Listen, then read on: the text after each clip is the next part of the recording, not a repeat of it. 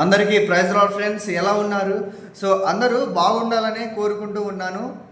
ప్రీవియస్గా మనం already 2 stories, Bible stories అయితే డిస్కస్ చేశాము. ఇది థర్డ్ స్టోరీ అనమాట. చాలా ఇంట్రెస్టింగ్గా ఉంటుంది. వీడియోని ఎక్కడా స్కిప్ చేయకుండా చూడండి. సో మొదటిగా మీరు ఎవరైనా కొత్తగా మా ఛానల్ని చూస్తున్న వారు ఉంటే కింద కనబడుతున్న సబ్స్క్రైబ్ అని క్లిక్ చేయండి. అలా క్లిక్ చేయడం ద్వారా మేము తీసే ప్రతి ఒక్క వీడియో మీకు నోటిఫికేషన్ ద్వారా వస్తుంది. అలానే స్టోరీ నచ్చితే లైక్ చేయండి, షేర్ చేయండి, సబ్స్క్రైబ్ చేయడం మాత్రం మర్చిపోవద్దు. Thanks for watching. ఏమాత్రం ఆలస్యం చేయకుండా స్టోరీలోకి అయితే వెళ్ళిపోతాము. సో ఈ స్టోరీ ఎక్కడ స్టార్ట్ అవుతుందంటే, యేసుక్రీస్తు పరిసయ్యులకు అలానే శాస్త్రులకు వీళ్ళిద్దరికీ కూడాను, ఈ 2 రకాలైన ప్రజలకు కూడాను ఉపమాన రీతిగా ఒక 3 స్టోరీస్ని అయితే ఎక్స్ప్లెయిన్ చేస్తూ ఉంటాడు. సో దాంట్లో మొదటిగా తప్పిపోయినటువంటి గొర్రె గురించి ఎక్స్ప్లెయిన్ చేస్తాడు. రెండవదిగా తప్పిపోయినటువంటి కుమారుడి గురించి ఎక్స్ప్లెయిన్ చేస్తూ ఉంటాడు అనమాట. సో మూడవది ఇంకొక స్టోరీ ఎక్స్ప్లెయిన్ చేస్తూ ఉంటాడు. సో మనం పర్టికులర్గా ఈ వీడియోలో తప్పిపోయినటువంటి కుమారుడి గురించి మనం తెలుసుకుందాం అనమాట. అసలు ఎందుకు యేసుక్రీస్తు ప్రభు ఆ స్టోరీ చెప్పవలసి వచ్చిందో తెలుసుకుందాం. మొదటిగా యేసుక్రీస్తు వారు బోధ చేస్తున్నప్పుడు సుంకరులు, పాపులు, అనేక విధమైనటువంటి ప్రజలు వస్తూ ఉంటారు అనమాట. సో మీకు డౌట్ రావచ్చు, అసలు సుంకరులు అంటే ఎవరని. సుంకరులు అంటే ఎవరైతే పన్ను వసూలు చేస్తూ ఉంటారో వాళ్ళని సుంకరులు అంటారు. సేమ్ అదేవిధంగా పాపులు అంటే ఎవరని రావచ్చు, దేవుని యొక్క ఆజ్ఞను అతిక్రమించి నడుస్తూ ఉంటారో వాళ్ళనే పాపులు అని చెప్పుకుంటూ ఉంటాం అన్నమాట. సో ఇప్పుడు ఏం జరుగుతుందంటే, సో ఆ పాపులతోటి సుంకరులతోటి యేసుక్రీస్తు పరిశుద్ధుడు కదా, ఆ పరిశుద్ధుడు విందులో కూర్చొని ఉంటాడు, అంటే భోజనం చేయడానికి కూర్చొని ఉంటాడు. సో ఆ సిచ్యువేషన్ని పరిసయ్యులు, శాస్త్రులు చూస్తారన్నమాట. చూసిన వాళ్ళు సైలెంట్గా ఉండరు కదా, యేసుని విమర్శించడం స్టార్ట్ చేస్తారు. అంటే అవి గొనుక్కుంటూ ఉంటారు అన్నమాట. అంటే సనుగుడు గొనుగుడు వినేటువంటి కార్యక్రమాలు చేస్తూ ఉంటారు. అది యేసుక్రీస్తు ప్రభులకు తెలిసినప్పుడు వారిని గురించి ఒక 3 స్టోరీస్ అనేటువంటివి ఉపమాన రీతిగా చెప్తూ ఉంటాడు. సో ఆ స్టోరీస్ ఏంటంటే, చెప్పానుగా, తప్పిపోయిన గొర్రె గురించి చెప్తూ ఉంటాడు. అదేవిధంగా తప్పిపోయినటువంటి చిన్న కుమారుని గురించి కూడాను విశ్లేషణ ఇస్తూ ఉంటాడనమాట. సో ఈరోజు ఆ సెకండ్ స్టోరీ గురించి మనం డిస్కస్ చేద్దాము. అదే తప్పిపోయిన కుమారుడు. ఒక తండ్రికి యేసుక్రీస్తు ఇలా చెప్తూ ఉంటాడనమాట. ఒక తండ్రికి 2 కుమారులు ఉంటారు. సో ఒక పెద్దవాడు, చిన్నవాడు. సో వీళ్ళిద్దరూ కూడాను ఆ తండ్రితో చిన్నప్పటి నుంచి సహవాసం చేస్తూ ఉంటారు. సో ఆ కనెక్షన్ అటువంటి తండ్రి కొడుకులకి చాలా ఆప్యాయతంగా, అంటే తండ్రికి ఉండేటువంటి ప్రతి ఒక్క విధమైనటువంటి అధికారం పిల్లలు కలిగి ఉంటారు. అదేవిధంగా మరి ఏమైందో ఏంటో తెలియదు కానీ చిన్న కుమారుడు అంటాడు తండ్రి దగ్గరికి వెళ్ళి, సో నాకు రావాల్సిన భాగం, అంటే తండ్రికి ఆస్తి ఉంటుంది కదా, ఆ ఆస్తిలో రావాల్సినటువంటి భాగం నాకు ఇచ్చేసేయి, నేను వెళ్ళిపోయి ఎంజాయ్ చేస్తాను, వ్యాపారాలు చేసుకుంటాను అన్నట్లు మాట్లాడుతూ ఉంటాడనమాట. సో ఇలా మాట్లాడడం చాలా అవమానకరం. ఓకేనా, అవమానకరం. ఎందుకంటే అప్పట్లో యూదులు, ఓకేనా, యూదుల కాలంలో తండ్రి బతికి ఉన్నప్పుడు ఆ యొక్క ఆస్తిని కానీ ఆయనకున్నటువంటి సమస్తాన్ని కూడా పంచుకోవడం అనేటువంటిది నిషేధం.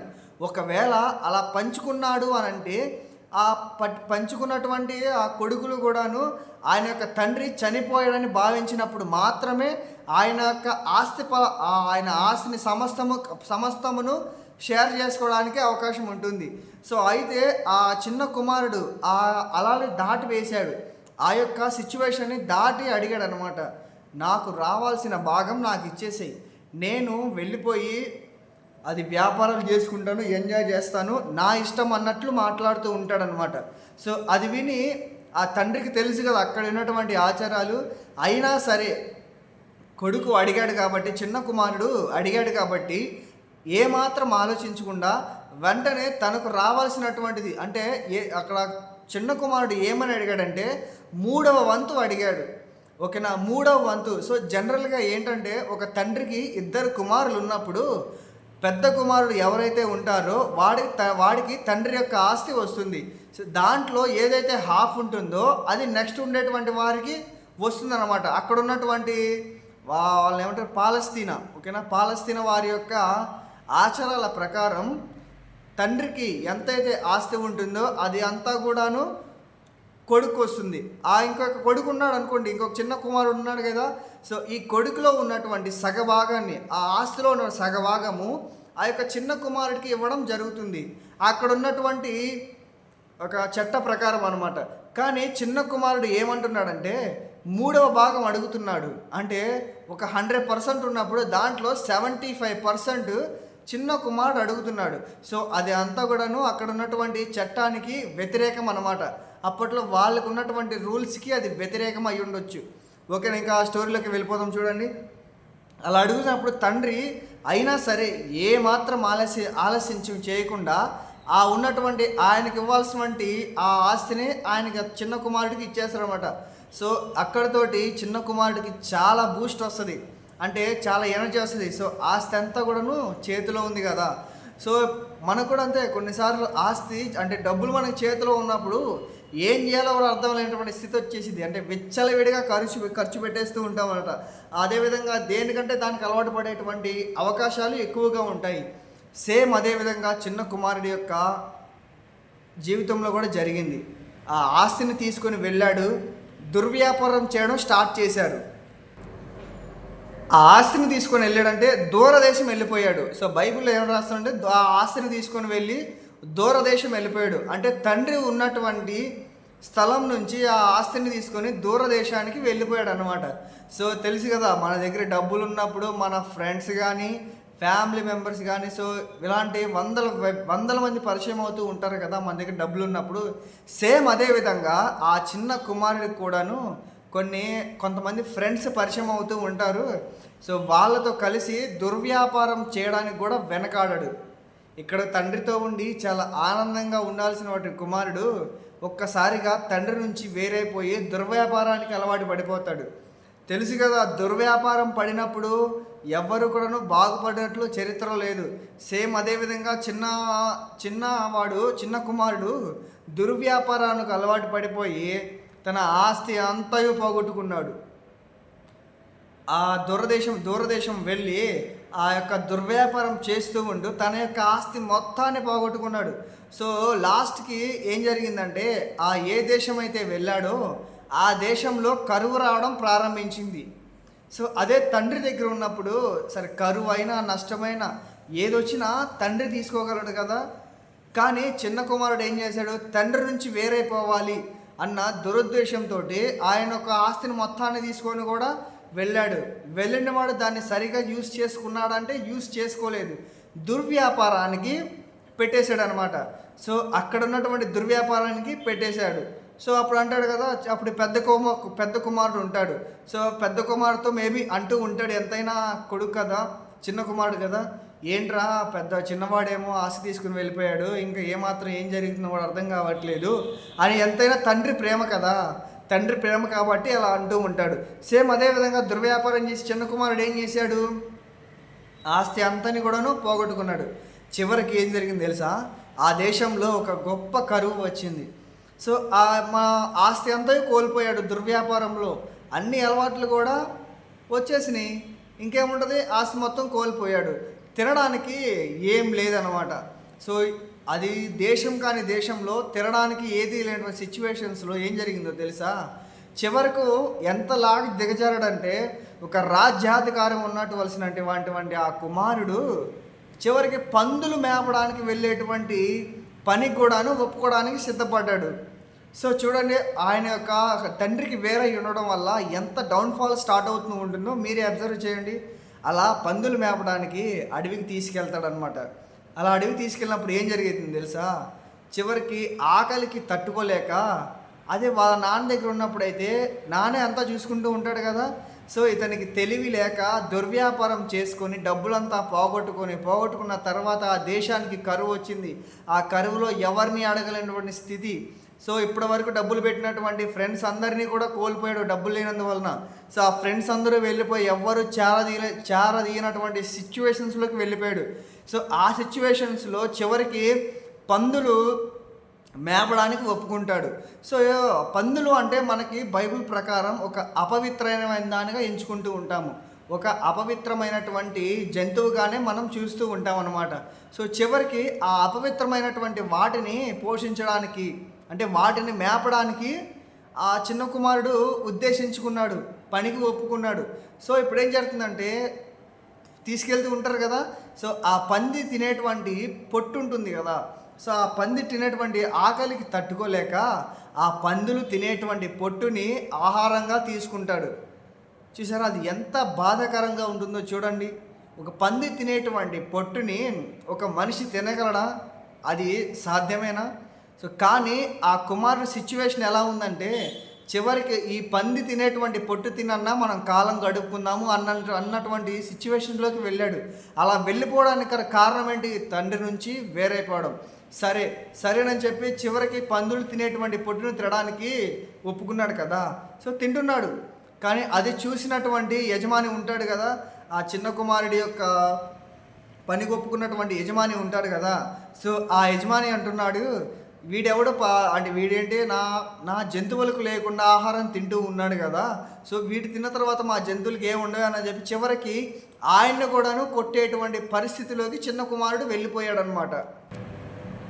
ఇంకా సిచ్యువేషన్ అర్థమైపోయింది. చివరికి పందులు తినేటువంటి పొట్టుని తినడానికి కూడా కుమారుడు అర్హుడు కాలేకపోయాడు. తప్పిపోయినటువంటి ఆ చిన్న కుమారుడు అర్హుడు కాలేకపోయాడు. చివరికి ఆ చిన్న పని కూడాను పోగొట్టేసుకున్నాడు. సో అప్పుడు కూర్చొని ఒక రాత్రిపూట మేబీ ఆలోచన చేస్తూ ఉంటాడు. ఇలా ఆకాశంలో చూసి అంటూ ఉంటాడు, ఏమన్నా తెలుసా, నా తండ్రి దగ్గర చాలామంది పనివారు ఉన్నారు. సో వాళ్ళకి సమృద్ధి అయిన, వాళ్ళకి డే అండ్ నైట్ తేడా లేకుండా సమృద్ధి అయినటువంటి ఆహారం ఉంది. కానీ నేను ఇలా తండ్రి నుంచి వేరైపోవడం వల్ల అనేకమైనటువంటి బాధలు, నష్టాలు అనుభవిస్తూ ఉన్నాను కదా. ఒక పని చేద్దాము, అట్లీస్ట్ నా తండ్రి దగ్గరికి వెళ్దాము. వెళ్ళిన తరువాత తన కొడుకుగా కాకపోయినా అట్లీస్ట్ తన సేవకులలో ఒకనైనా పనివాడుగా అయినా ఆయన దగ్గర జాయిన్ చేసుకుంటాడేమో అని ఉద్దేశించి ఆలోచన చేస్తూ ఉంటాడు. సేమ్ అదేవిధంగా ఇంటికి ప్రయాణం అవుతాడు. ఒకనా రియలైజ్ అయ్యి ఇంటికి ప్రయాణం అవుతాడు. సో ఆ ఇంటికి దగ్గరలో అంటే కనుచూపు మేరలో కనపడే విధంగా ఉన్నప్పుడు తండ్రి నా కొడుకు ఎప్పుడెప్పుడు వస్తాడా అని ఎదురు చూస్తూ ఉండొచ్చేమో బహుశా. సో దూరం నుంచి చూడగానే ఆ హీన స్థితిలో ఉన్నటువంటి ఆ కుమారుణ్ణి దూరంగా చూస్తాడు. సో ఎంతైనా పెద్దవారు కదా, మనం ఎంత దూరం వెళ్ళినా కానీ మన తల్లిదండ్రులు మనల్ని గుర్తుపట్టేటువంటి స్థితిలోనే ఉంటారు. నువ్వు ఎలా ఉన్నా సరే, నీ సిచ్యువేషన్ ఏదైనా సరే, ఆ తండ్రి మనల్ని గుర్తుపడతాడన్నమాట. సేమ్ అదేవిధంగా దూరంగా ఉన్నటువంటి ఆ యొక్క చిన్న కుమారుని చూస్తాడు. చూసిన వెంటనే ఆ యొక్క తండ్రికి ఎక్కడ లేనటువంటి ఆనందం వచ్చేసింది. ఎందుకని తండ్రి నుంచి వేరైపోయాడు కదా, తన తప్పు తెలుసుకున్నాడు. తండ్రి నుంచి వేరవడం వల్ల యూజ్ ఏమీ లేదు, అంతా కూడాను నష్టం మాత్రమే, ఉపయోగం అనేటువంటిది ఏమీ ఉండదు కదా. అది రియలైజ్ అయ్యాడు.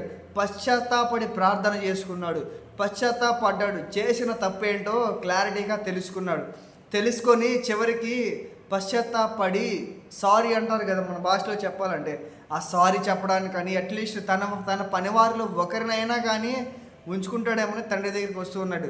సో తండ్రి దూరంగా ఉన్నప్పుడు ఎంతైనా తండ్రి ప్రేమ కదా, దూరంగా ఉన్నప్పుడు ఏం చేశాడంటే నా కొడుకు వచ్చాడు అని చాలా ఆనందంతో పరిగెత్తుకుంటా వెళ్ళాడు.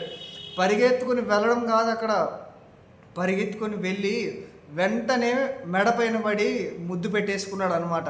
సో అక్కడ ఉన్నటువంటి ఆ సిచ్యువేషన్ ఎలా ఉంటుందంటే, ఒక పందులు తినేటువంటి పని దగ్గర చేసి వచ్చాడు కదా, ఆ యొక్క మురికి గుడ్డలతోటే మరి ఎన్నాళ్ళు అవుతుంది ఏంటో స్నానం చేసి మేబీ అయ్యుండొచ్చు కదా, ఆ పందు దగ్గర దుర్వాసన వస్తూ ఉంటుంది.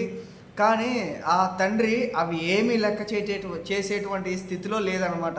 ఆ ప్రేమ అలాంటిది. అలా వెళ్ళాడు, ముద్దు పెట్టేసుకున్నాడు. సో తన యొక్క పనివారిని పిలిపించేశారు.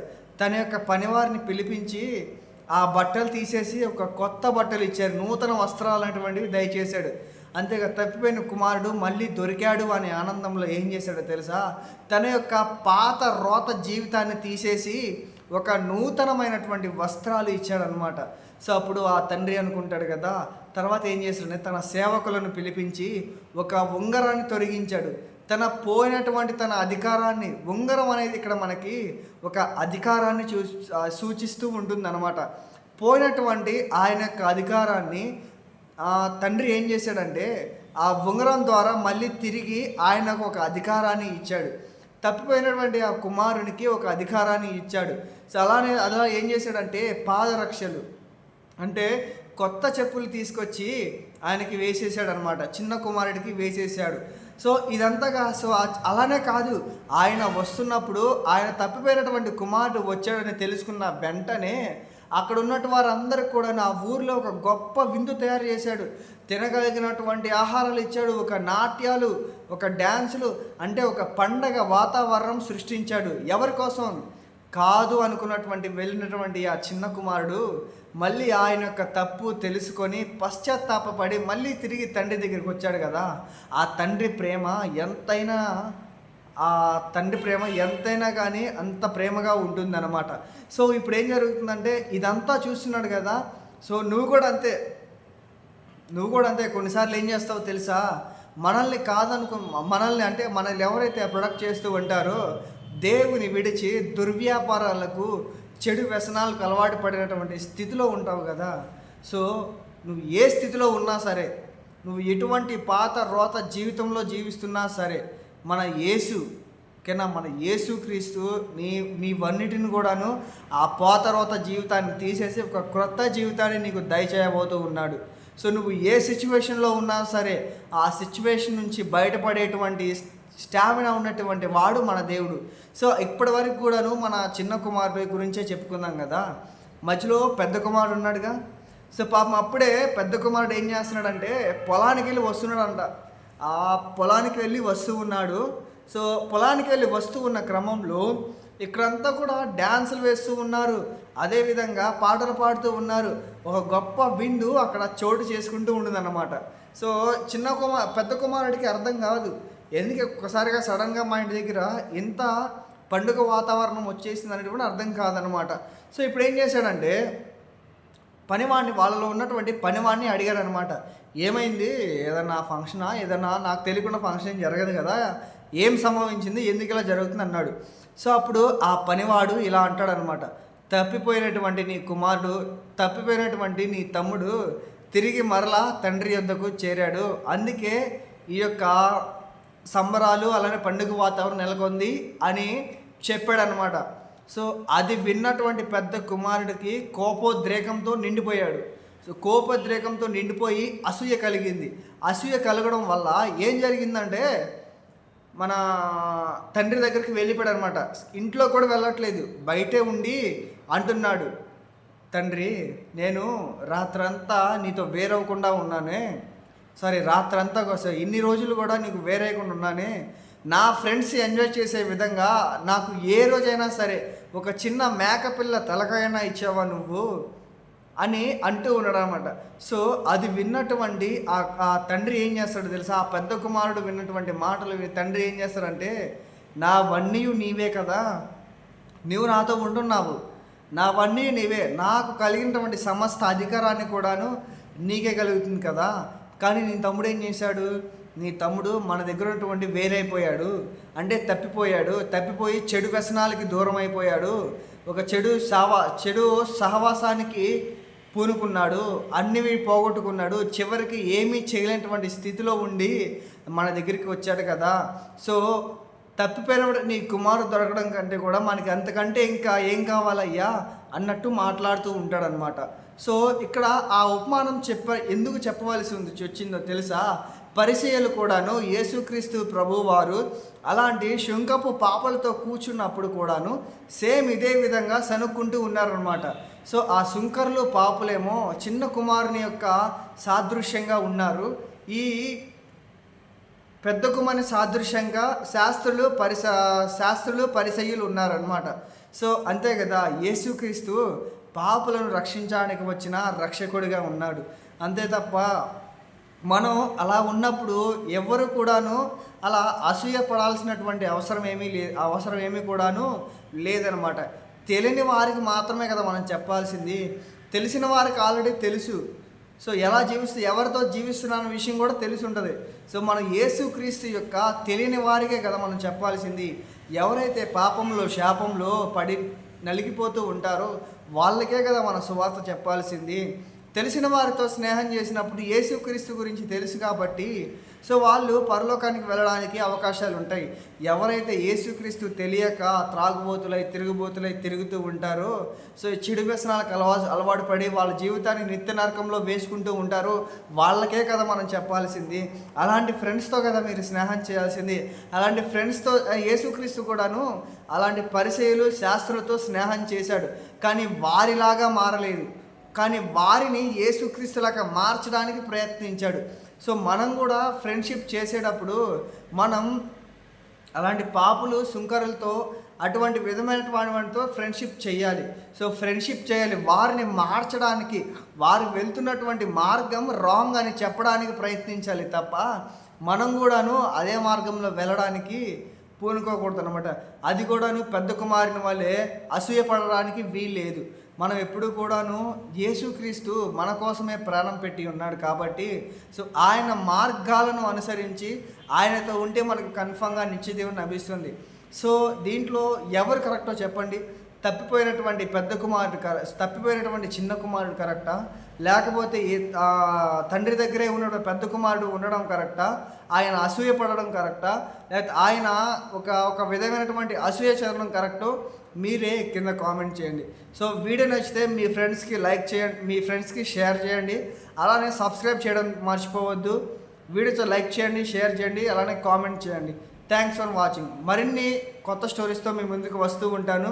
So thanks for watching. Keep it on.